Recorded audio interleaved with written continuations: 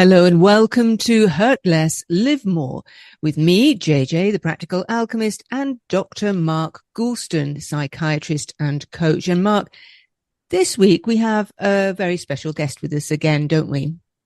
Absolutely. I'm so pleased to see Jeff Jewing again. And he was on my podcast, My Wake Up Call.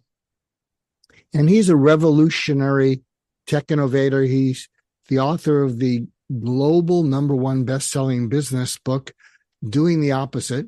He's the podcast host of Business Disruptors, Doing the Opposite. He's the founder of CloudFM and Mindset. And their tech has disrupted a 200 billion pound industry. And they've been named the Queen's Award winner for Innovation 2019 and a global leader in the Internet of Things enabled predictive maintenance by Gartner. He left school at 16. And what'd you say? He's from the East End? East End of London, yeah. East End of London. And we got to know each other. And why I thought of bringing him up on the podcast is he discovered the power of vulnerability quite remarkably. And it kind of shifted things around. So I want to share something with you, Jeff. And JJ, I'm not going to share what you think I'm going to share.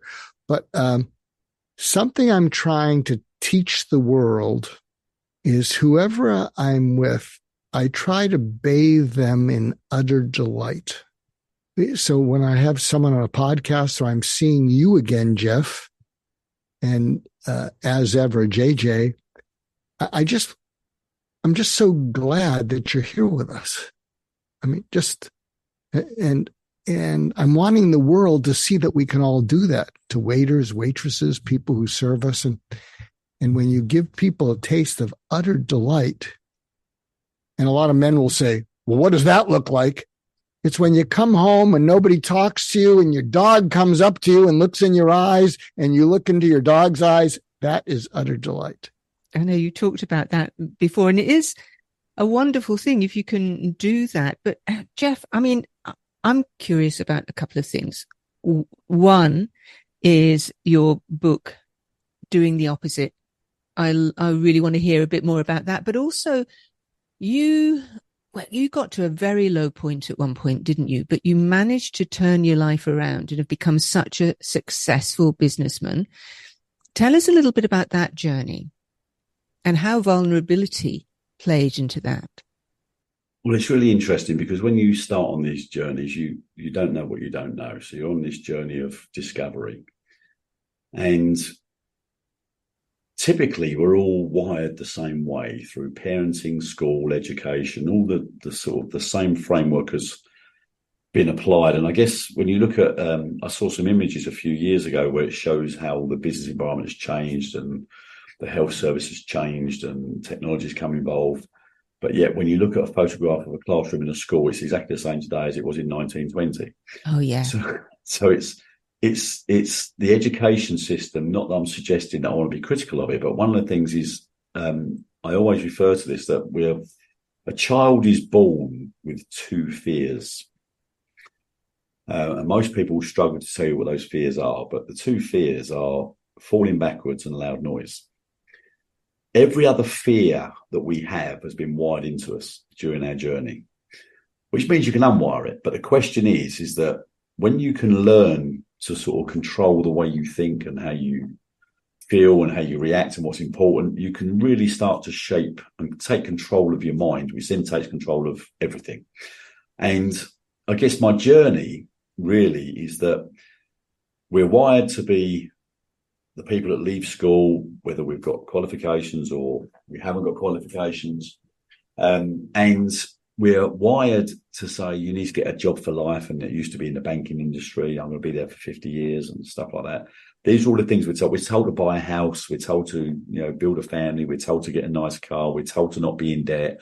All these things we're told is what we need. But until you actually go on this journey of discovery, where you'll have people that are slightly more ambitious than others, and that gears the risk of which you're prepared to take. And of course, there's also the ego that comes into play. How do you justify your existence? How do you show the world that you can do something bigger or better than somebody else? And of course, it takes a long time unless you're lucky enough to have some great people around you that really help you find your North Star. Because in the absence of that, which is, I think, is the majority, people don't know their North Star. They're trying to find their North Star. They don't even know they're looking for their North Star. And we all behave in the way which we're taught, and that is, you command and control. It's all about, if I own a business, I must be cleverer than anybody else in the room. And all these things we're wired to believe are true. And it's not until you get to perhaps the experience and the wisdom and the knowledge, and more importantly, the failure that you have to go through to realize that, you know what, we've been getting this wrong. And if someone said to me, why do you think that you have the feeling you do today? Or why do you think lots of businesses have the feeling? And I attribute it to the people that are changing the world and teaching us the things that we've been getting wrong for 50, 60, 70 years are millennials and Gen Zs. They've come in and said, what on earth are you lot doing? And I'm thankful for that, because they've really helped us realize that we've been getting it wrong. And I get challenged when I do a lot of keynotes. I get challenged by, I say command and control doesn't work. It never has worked. And then people say, but there are lots of businesses out there that have been very successful with command and control. And I say, yes, you can't argue, but they'd have been more successful if they weren't. And so my journey has been delivering the things that I was taught were the things I needed to deliver. I need to be successful. I need to be seen to be successful. And I was told that you're not allowed to make mistakes. You're judged if you get it wrong. You're judged if you make errors. You're frowned upon if you make errors. And as a result, that creates an environment where you cover up the errors that you've learned you've made. And you don't necessarily learn from them because you're too busy telling everyone it hasn't happened. And then before you know where you are, you hit a brick wall and the errors just all come flooding out because you can't hide it anymore. And then you hit rock bottom, which is what happened to me. I built a big business, enjoyed it, loved it, lived like kings. And then because you weren't prepared to be honest and vulnerable and ask for help, the bricks came tumbling down. And as a result, I was looking after my wife and my 3 children at the time, 3 girls that were under the age of 8. And I couldn't afford to go and buy a loaf of bread. That's how bad it got. And as a result of that, it wasn't until I wrote my book that people that have known me for years had no idea about my story. No idea at all. And they were more taken aback by reading the book of someone they'd known for 20 years and had no idea about this story. That suddenly they reached out and said, wow, that is, of course, they didn't have to ask me any more detail because all of the details in the book. And they said, but we had no idea. I said, I know, because we were wired to not share this information. We were wired to not talk about this sort of stuff. And it sent me on a journey of discovery where I went hiding probably for 2 years. I wouldn't come out of the house. I was ashamed to walk anywhere. I was embarrassed. I'd let my family down, my wife down. And as much as she was trying to be supportive and say, Jeff, don't worry, we'll be fine. We'll get it sorted. It didn't stop me feeling the way I felt. In fact, it made me feel worse because she was being so supportive. And then eventually one day, I just learned the art of reflection. I just looked back on what had happened. And there was no real key moment. Podcasts weren't about in them days and stuff like that where you could. And I was never a reader because as soon as my mind slows down, I go to sleep. So unless it's completely active, so I could never really read without falling asleep. So I just one day said, I've got to stop this feeling sorry for myself stuff. I've got to do something about it. So that's when I decided, you know what? Because when you run a business, one of the things you'll say is, I'll never work for anybody again because I'm in control of my destiny and so on and so on. And I just said, stop all that nonsense. You've got to go back into work not because you need to earn a living, although that was one reason, but you need to go and learn all the things you clearly didn't know before. So I went on a journey for 6 years working for various businesses right the way up to the corporate world with one aim and one aim alone, and that was to learn. And at some point, there was no plan at that point, I'm going to start a business again. The journey was I need to learn. And then at some point during that journey, maybe I'll start a business, maybe I won't. And then after 6-7 years, I went, okay, now I'm ready to go again. I've learned the lessons that I clearly didn't know before. So that's pretty much the story. Wow. And I relate to so much of that because it is something that's ingrained in us that we are not supposed to admit any vulnerability or to or to admit that anything's wrong in our lives. And I used to do exactly the same thing. I would come up from London to Scotland and see the family, and my father would say, "How you doing? You know, work doing well?" And say, "Yeah, great." And everything in my life might have been falling around me, but I would still say, "Yeah, everything's fine. Everything's great." Yeah. And then, of course, everything really does fall apart, doesn't it? But that vulnerability, I think it's taken me a long, long time to learn that. It's really important. Yeah. Mark, you were going to say. Let me ask each of you, when you let people care about you, whether it was your family, Jeff, or people around you, JJ, have you discovered that there's a number of people who want to care about you, and that you're not burdening them to have them care about you? It seems to me that a lot of people want to care about others, and they like that opportunity. Did either of you discover that? Geez, I'm vulnerable. Why don't I just let other people see it? I mean, did either of you discover the power of letting people care about you? Well, I certainly did. I'll give you a couple of real life examples. Well, I'll give you one real life example, one scenario I used when I learned the power. So I said when I do these keynotes, I say to people, I said, so just imagine there's me and you standing outside the front of a building, the office, and we're having a chat about stuff. And an old lady walks past us and she falls over. What do? First thing we do is we run up and we help the old lady, right? Because she's vulnerable, she's fallen over, she's upset, she's hurt herself, she's embarrassed, all those things. So we run over and we help her and we make her feel good about herself. Don't worry, you okay? Is everything okay? Blah, blah, blah. So the reality is we all know as human beings that you'd have to travel a long way to find somebody that said, no, I wouldn't go and pick her up, because everybody would go and pick her up, right? So therefore, one of the things the reason I do it in the keynote is I say, so when you're meeting and speaking to people in your office, and you're saying how's things, they're going, everything's okay. If you can't see they've fallen over because they've not physically fallen over, you have no idea. So you don't obviously help them. You don't need to. There's no need for that. So we created a thing in our business, which I also use in life, which is called the signing. And it basically means that you have a chat with the group of people you're in and you say, listen, we have 3 columns, work, personal and health. And all I want you to do is tell me how you feel today in the moment. 10 is I'm on top of the world, punching the air. 1 is I'm in trouble and I'm depressed. And you've got to give me a number, but you don't have to tell me why, but you have to give me a number. And the way it works is that after you've done it 1 or 2 sessions, people are more than happy because you're in a trusting environment and people will share why. But if you forget that for a moment, just assume they don't. When someone says, well, work, I'm feeling like a 2, personal, I'm feeling like a 7, and health, I'm feeling like a 6. Okay, why is that? I'd rather not say. That's okay. But I already now know they've just fallen over in front of me. So I'm going to spend some time with them. Right? Anybody's going to spend, because anyone that sees a 2 says, I can't leave you on your own with a 2. That simple gives the opportunity to see someone falling over without physically falling over. And then the real life example I want to give you is I was playing with my grandkids about in March time. And I got an electric scooter, and the grandkids said to me, I bet you can't do a 360-degree turn on your scooter, Granddad. So me being me, man, testosterone, I've got to rise to the bet, right? So I do a 360-degree turn. They said, I bet you can't do it again. So I do it again, and this time I fall off and I fracture my knee. And I'm laying on the floor. Now, what men usually do in that environment through embarrassment is they'll jump up, pretend everything's okay, no matter how much pain they're in, because they don't want the fuss made. They want to see that they're strong or whatever.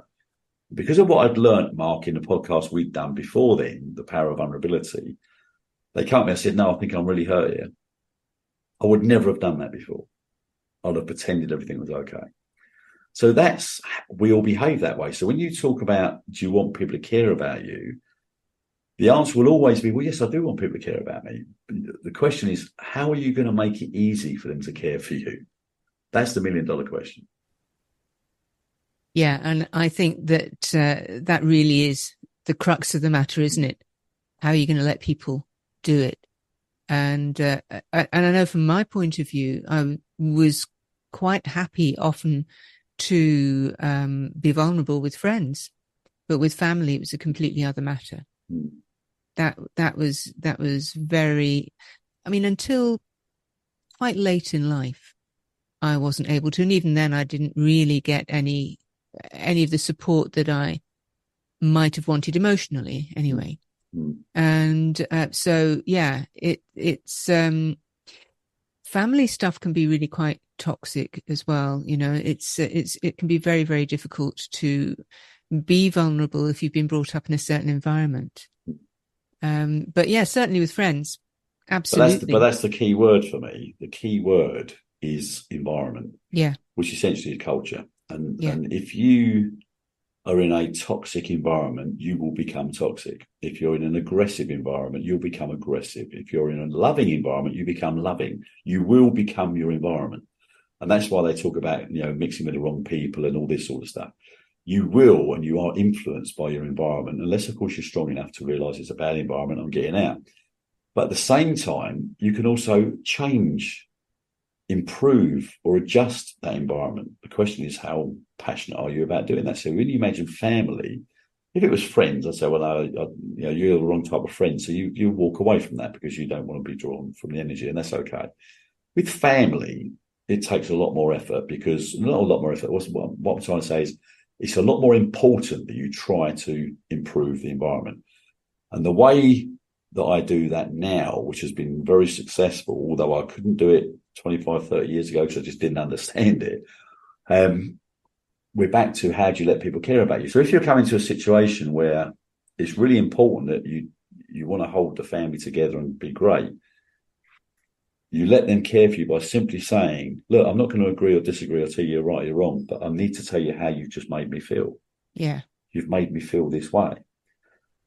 And just that sort of behavior is vulnerability. And you can't negotiate my feelings. You can't negotiate how I feel. But if you want me to feel better, then we need to talk to each other differently. And before you know where you are in that environment, suddenly people feel less threatened to adjust. Whereas if you're sitting there saying, you're wrong, you shouldn't have said this, you shouldn't have said that, you shouldn't do this, you're creating this confrontation. So what I've found the most powerful is this is how you just made me feel, and let them take ownership of it. Yeah, no, I think that's a great tip. And on that note, we'll be talking more about that in a moment. But right now, we're just going to take a short break and hear these messages from our station sponsors. We're back right after this. UK Health Radio, the station that makes you feel good.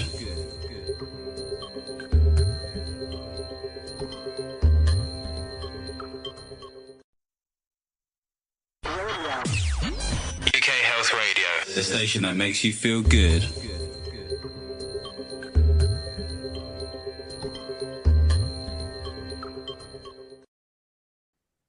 And you're listening to Hurt Less, Live More on UK Health Radio. Here with me, JJ, Practical Alchemist, Dr. Mark Goulston, and our guest today, Jeff Dewing. And Jeff, you were making some really great points before the break there. Mark, I think you wanted to expand a little bit more on vulnerability. Yeah, maybe we can share anecdotes about vulnerability and what it does. I'll share one. Years ago, I almost died. I had a perforated colon. I had emergency surgery, and I had a colostomy, a bag. And I came from a background, probably that you could relate to it, from East London, but I came from a background where my father would say, I'd rather be dead than have a bag on me. That really educated thing. Yeah. And so I remember the pain went away, and I had this little thing attached to me. And I thought, I'm doing really well. And, this is not so bad. And I'm different from my dad. And then one night I had an accident, fell off in the bedroom.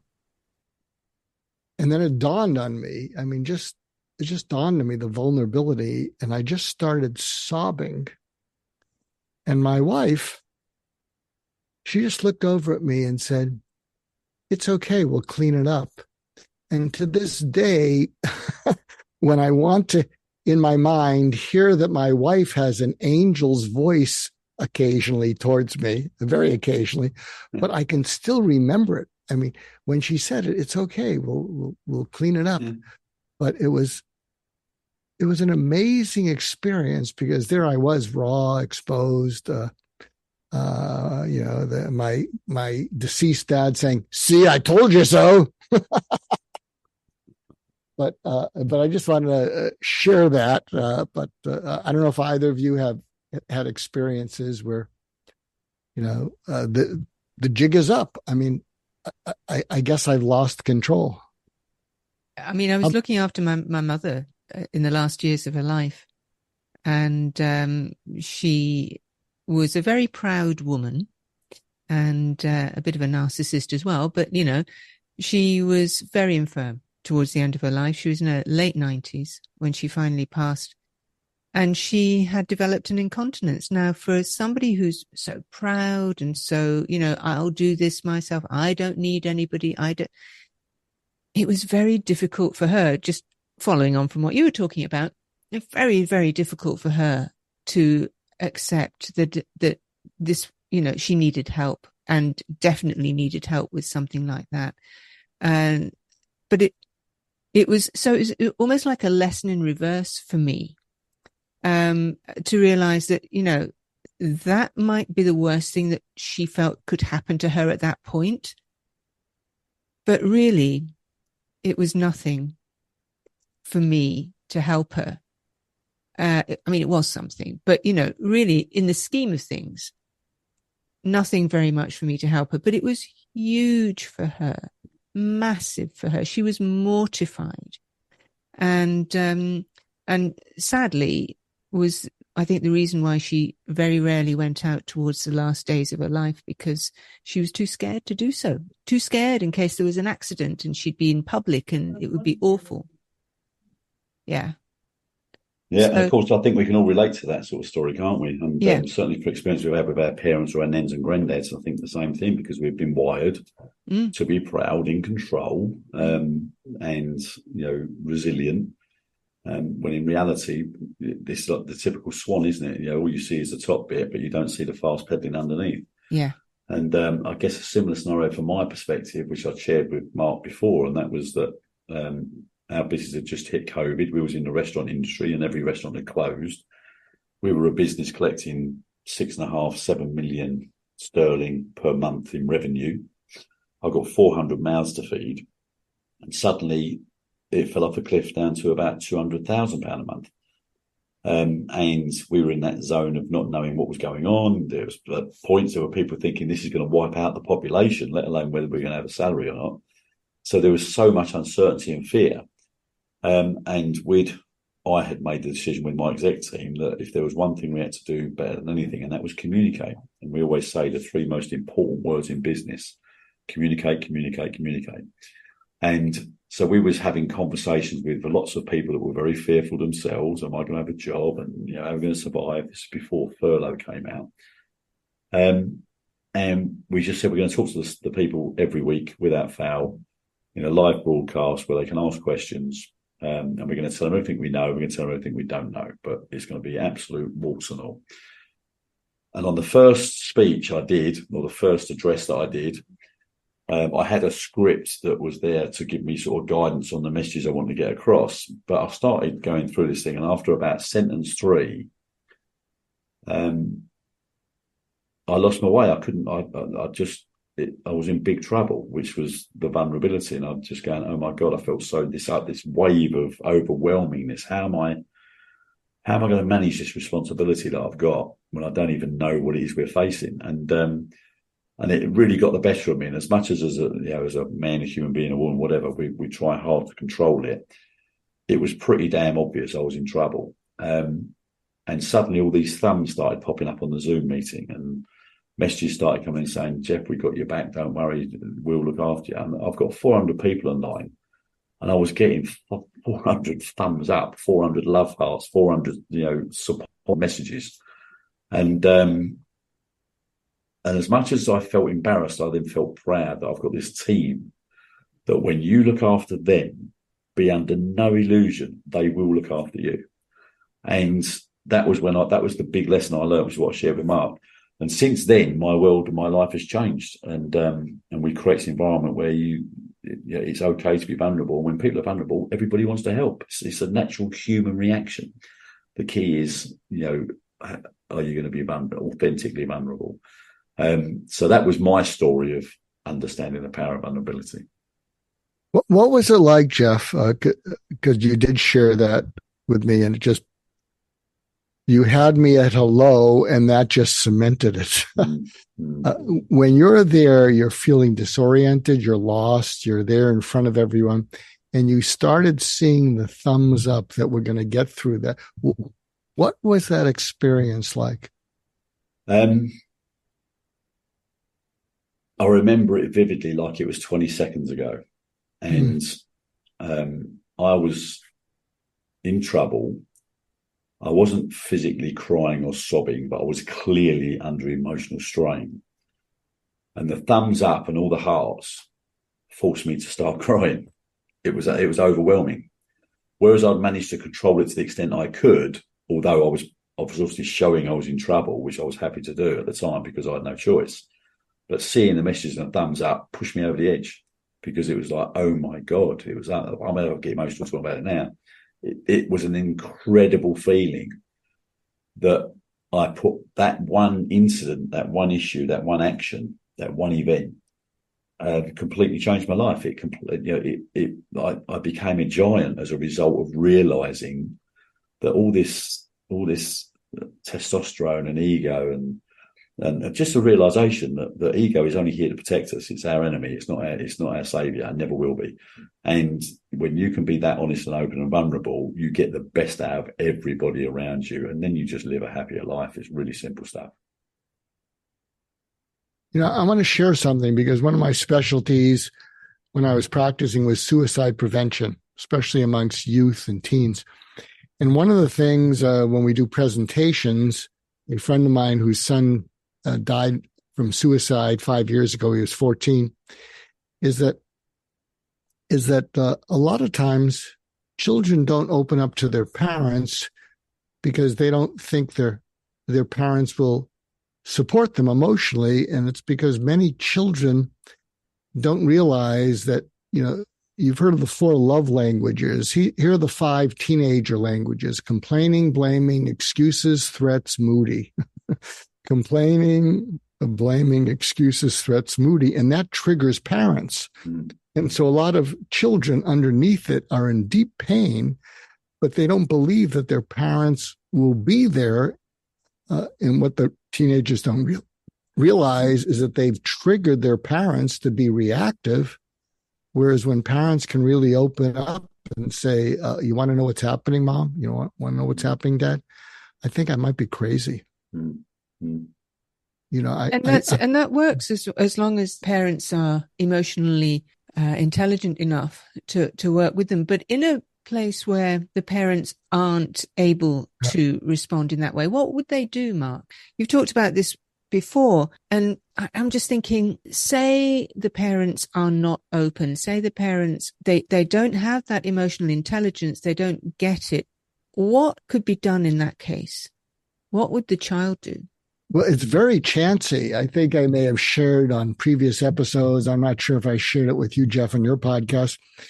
But my father was a very tough, critical, could be even verbally abusive. I saw that with one of my brothers. And I had to tell him that I was dropping out of medical school. And he said, "What'd you do, flunk out?" And I wasn't flunking out. And then I shared, no, I'm just not able to take the information in. I'm highlighting my entire books in yellow, hoping that I could take it in. And like you, Jeff, I'm not a reader. I'm not a reader. I'm more of a listener than a reader.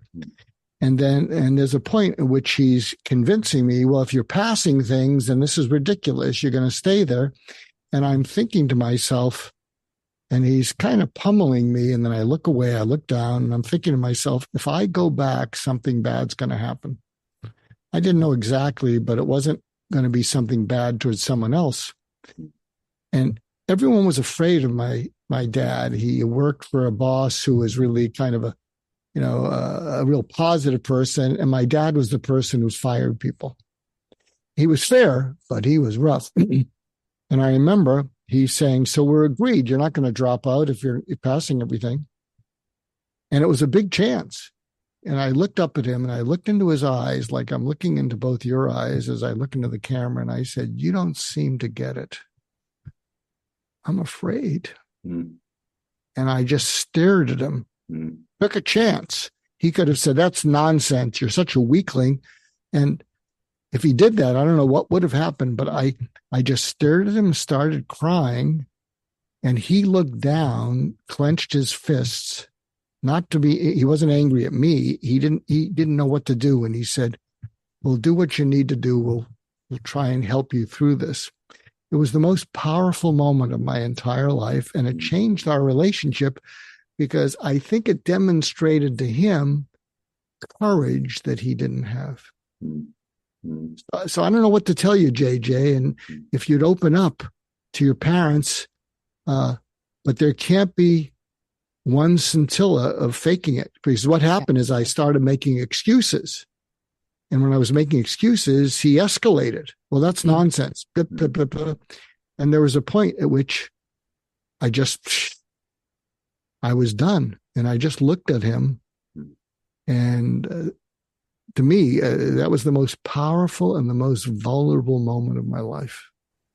Yeah, it is interesting. It is about that authenticity, that genuine emotion and genuine feeling and thought all coming out and being expressed at the same time. And there not being any undercurrent, which is always picked up, isn't it? Any kind of undercurrent of faking it or, just kind of smoothing out the rough patches that you don't want to be revealed. That's always picked up and it ruins it, doesn't it? Yeah. I think it's the things you learn in life, and sometimes you stumble across it. And I would argue, Mark, that you stumbled across the power of that honesty, because in another environment, you might have gone, God, if I cry in front of my dad and say I'm scared, he'll judge me, and the relationship will get worse. So you're taking a risk on how he's going to react to that. But sometimes you say, I've got to surface the problem. I've got to understand. And I think one thing I learned as a kid, there was a problem I was having at the time. I had anger issues when I was very young, up until the age of 9 or 10, when my father took me to karate to learn discipline, which he did very well. But I'll never forget saying to my mum, look, I need to have a really sensitive conversation with you, and I don't know how to have it. Which immediately meant she then took control of the conversation in a caring, relaxing way, because that was a message to her that said I had a problem. And I didn't have to tell the problem. I didn't have to sort of say to her, look, I want to judge the fact you're not cooking me nice meals, or you're aggressive to me when I come home from school, or whatever, none of which was ever true. But the point was, all I had to say was, I need to have a conversation with you that I'm really worried about. And that was it. All the barriers came down, and she's prepared to have that conversation. And they're the things that we're not taught. We're not taught those things. No. We have to second guess them, or we have to hope that what we're doing is right. And others will say, I need to come in like strong and like, me and you, we've got a problem. Well, that's unfortunately not going to get any better, right? So, because we're not taught these things. And this is where the education system, the emotional intelligence system is flawed. We're not taught how to engage and have difficult conversations. So true. Well, hold that thought, because we'll have another short break right now. But we will be back right after this from our station sponsors. UK Health Radio, the station that makes you feel good.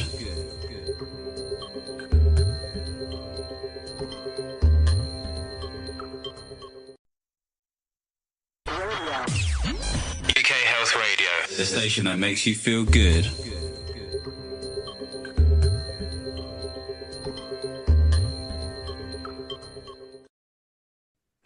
And you're listening to Hurt Less, Live More, here on UK Health Radio, the world's #1 talk health radio station. And I'm JJ, the Practical Alchemist. I'm here with Dr. Mark Goulston and our guest today, Jeff Dewing. And Mark, I think you wanted to talk a little bit more about this whole thing of vulnerability and parents, and how kids and parents, really sometimes have a real struggle connecting and feeling that, or showing that vulnerability. Yeah, what I'd share with you, and I think I've shared it with you on other shows, and I'm not sure, Jeff, if I shared it when I was on your show.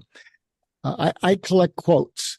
There's one quote that blew all the other quotes off the table, and it was from a Dr. Shawnee Duperon, and she co-founded Project Forgive with Desmond Tutu. And the quote was, and it was nominated for a Nobel Prize. It didn't get it. And the quote was, "Forgiveness is accepting the apology you will never receive." Exactly. Love it. You have shared that with me before. Absolutely love it. Yeah, and I brought it up to JJ because we were talking about parents and whatnot. And I shared with her that when I heard that quote, I applied it to my father, who could be very critical of me, and especially critical of one of my older brothers, who's still, I think, traumatized by it. And when I heard it, I imagined him saying this to my brothers and me. Remember when I was critical of you and I was even verbally abusive? I was scared. I was scared. I didn't know if I could provide for you. I didn't like being scared. I didn't like feeling like I was less than all the other fathers and whatever. And when I was scared, it didn't come out as fear. It came out as anger. It came out as criticism. I think I jumped on you because, I had to support all of you. And if I couldn't support all of you, I would have been less of a dad than the other dads. And I'm sorry. In fact, what the three of you, my two brothers and I, what the three of you have done with your families and your lives is remarkable. No thanks to me. And I don't deserve you as my sons. And I'm sorry. And what I realized is there was two parts to the apology, because I think down deep, that was true. He died 28 years ago, and I wanted that to be true, so I didn't care because I wanted to let go of something. And then when I took it in and I accepted it, I apologized to him. I pulled over the side of the road and I said, I owe you an apology. I'm the psychiatrist in the family. I should know a little bit about this stuff. And I think I held a grudge against you. I think I used you as an excuse. And I should have known that what drove you was fear. You weren't evil. Yeah, you could have certainly improved, but and I'm sorry. And I can say the 6 words that I've always wanted to say, but I couldn't. I miss you. I love you. Mm. So I just wanted to share that, and I brought it up because JJ's been sharing and questioning. Well, what if you can't do that? And both your parents are gone, and you've mentioned on other shows that your mom was kind of narcissistic into herself, but it's not for her benefit. Oh yeah, it's to let go of the pain on whatever side of your body you're not supposed to feel it or something. Exactly. Well, exactly. And, rationally, I understand that however she was, it wasn't her fault. There's no fault. There's no blame. And she wasn't unloving, but she just wasn't as supportive as she might have been, let's just say. And, very often, even if she paid a compliment, it never quite landed. There was, there wasn't the energy behind it to have it land. So, it wasn't the worst, but it was lacking, if you know what I mean. And so, yeah, I mean, to go through that process would be a good thing to do. I absolutely agree. And, I was saying in the break that I'd actually we've talked about Ho'oponopono, the Hawaiian healing prayer, before on this show, and I've maybe talked about it on my other show. And it's a wonderful release for you don't even have to ask for you're asking for forgiveness, but you don't have to ask for an apology from anybody or even yourself. And it's very simple.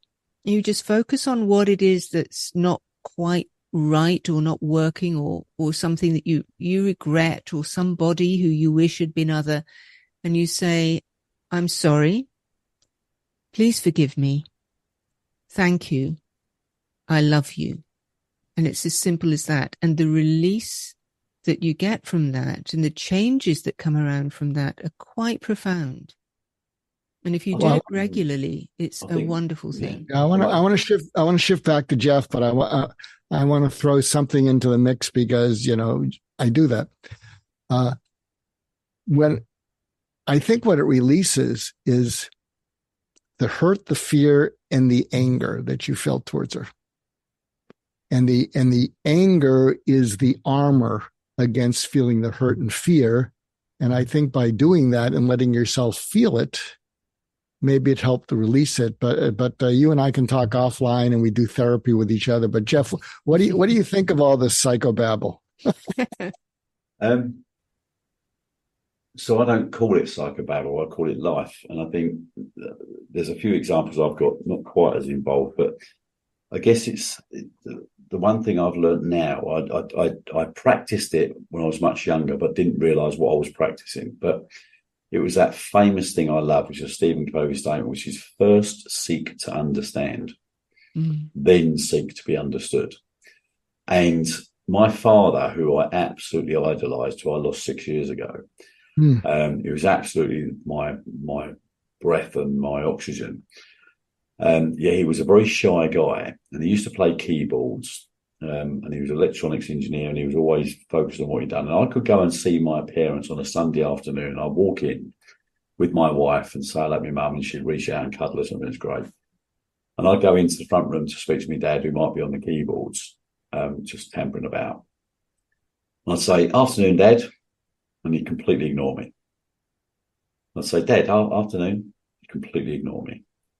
And my wife would say to me, "Jeff, how do you tolerate that? Does that not anger you?" I went, "No, because that's my dad. That's what he does."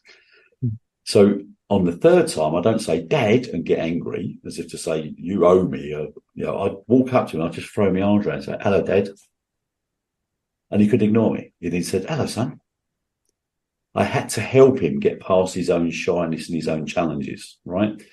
Because first seek to understand. That was who he was. That's how he dealt with it. He didn't know any other way. So give him another way. It was really simple stuff. Whereas there'll be people that sit and say, "No, you should demand this." No, you don't demand. You help everybody, right? If they've got a stumbling block or a barrier or a blockade, just help them unlock the blockade. And it cost me nothing to then walk up to him. I didn't get angry because he ignored me for the first 2 times. I understood why other people got angry, but that's ego. So let it go, right? Just go and give him a cuddle, and he can't ignore you. And that's how I broke the ice, which is why we never, ever had a problem communicating, because I knew there were certain things I had to do that didn't cost me any time, effort, or money. Therefore, why not do them? And it's just all about how you approach whatever the problem is. And the other thing I love to say to people, and I say it all the time, you have to travel a long way to find a bad person, but you don't have to travel very far to find a good person in a bad environment. And when you understand that, you realize that this is worth my investment. A cuddle, a talk, a chat, an acceptance, whatever it is. And it's back to the saying, it's forgiveness, knowing that you're not going to receive the apology you thought you was going to get. And it doesn't matter, right? As long as those people feel comfortable and safe in their environment, they will be their best selves. How do you create that environment? I love that. I want to ask you, Jeff, because in that moment when you went over and hugged him, and he said, "Oh, hello, son." So it must have occurred to you, it's not that he doesn't want to be close, he doesn't know how to. Exactly. It's exactly it. It's exactly it. And my father, as much as I loved him dearly, and he would die and he would take a bullet for any of us, he couldn't cuddle you. He couldn't walk up and kiss you. He couldn't do any of those things. And that's okay. So guess what? I'm going to do it for you. And he responded. But he just couldn't make that move. But what he also gave me was he gave me the knowledge and the feeling that how important it was to do those things. And when I say to people from the age of 8 years old to the age of 28 years old, I was shy and I couldn't bear to be in a room with people I didn't know. It would destroy me. And the knowledge and the information and the wisdom he taught me was what I knew was important. Therefore, I was going to break my back to walk up to people and give them a cuddle and give them a kiss and say, "How you doing?" So he gave me all that wisdom, whereas I might not have otherwise had the benefit of that. And I think that's where relationships really, really take off, because, you know, of all the things you see and you do and you think, oh, that was a bad boss, or that was a bad environment, or that was a bad company, or what you're doing is you're learning every single minute of every single day about how you want to improve that or improve it and get it better and change it. And they're the things that's why when we're parents, as you said yourself, Mark, if you've got a father that was behaving the way you suggest he was behaving, you're being taught how you don't want to behave. So you execute that during your own life, right? One of the message I'm getting from this is that, and I hope you're getting it, is that think of the people in your life that you're maybe holding a grudge against. And if you drill down, is it because they want to act that way or they don't know how to act differently? You know, and if you can think they don't know any better. And I think what Jeff is sharing with us is, you know, you can teach them better. And there's something very powerful about actually giving them a hug. There's something about that skin to skin, friendly and without holding back. And you might be able to open some of these people up and let go of some of your grudges. And I think it is very important as well for older people, because that was one of the things I noticed with my mother. If I hadn't been living with her and giving her a hug on a daily basis, she wouldn't have been getting any, especially when lockdown started during the pandemic. She passed away shortly after the beginning of that. She wouldn't have been getting any real loving touch other than from her carers. And, you know, it's so important, isn't it? And yeah, how she was and how she behaved wasn't anything that she didn't know how to be any other way. And so it's very easy to forget that. And of course, when you're growing up, you know, you harbor resentments and all that sort of stuff. But there is, you know, that's one of the benefits. And that was one of the beautiful things about being able to be with her in her last years, was that I could, you know, give her a hug and say, "I love you," and hear her say that to me. And we both meant it. And it meant such a lot. I think it's like, you might be on the underground, you might see somebody misbehaving or swearing or whatever, and everybody will be judging them on that bit of behavior. Yeah. And the bit I love is the ability to say, there's something else going on here. It's not about that. There's something else going on. And if I cared enough, I'd find out about it and get involved in it. If I don't care, then I'm going to judge and walk away. Well, don't ever judge. If you're going to judge, then take the time to actually understand why. And it's back to, you know, my dad or any other environment. You know, I was curious as to why he felt that way. And he was just incredibly, incredibly shy. And he could never make that first move. So therefore, I'll make the first move for you. It's really simple stuff. And but then you get the ego kicks in, which is the world's biggest enemy, which says, "No, I'm not going to do it. I'm not going to do it first. He should do it first. He's the father." What is all that about? Just go up and give him a cuddle. It costs nothing. Yet it breaks down all the barriers, and you live a happier life, and you hurt less, as you say, right? Because I don't allow it to hurt me. I use that hurt to energize me to create the outcomes that we all want. And of course, I'm sure, bless him, when he went to his final rest, I'd love to think that he'll be sitting there thanking me for those moments. That would be wonderful, wouldn't it? It would be wonderful. And unfortunately, we're coming to the end of the show. Your book, again, Jeff, is doing the opposite. Something I've done quite a lot of in my life, doing the opposite of what everybody else is doing. So I do recommend people go out and buy that. Thank you very much for being on the show. Mark, any last thoughts?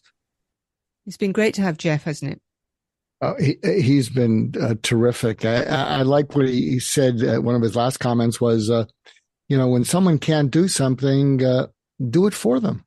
You know, bridge the gap. You know, if they don't know how to give a hug because they're so shy, it doesn't mean that they don't want one and need one. So do it for them. I thought that was I thought everything you said was wonderful. Thank you. Yeah, so did I. Thank you. And hopefully any of you listening, everybody listening will have found the same. And if you have enjoyed today's show, do join us again for more Hurt Less, Live More here on UK Health Radio and the UK Health Radio podcast. But for now, until next time, it's goodbye from me, JJ. It's goodbye from Mark. And it's goodbye from our guest this week, Jeff Dewey. Goodbye.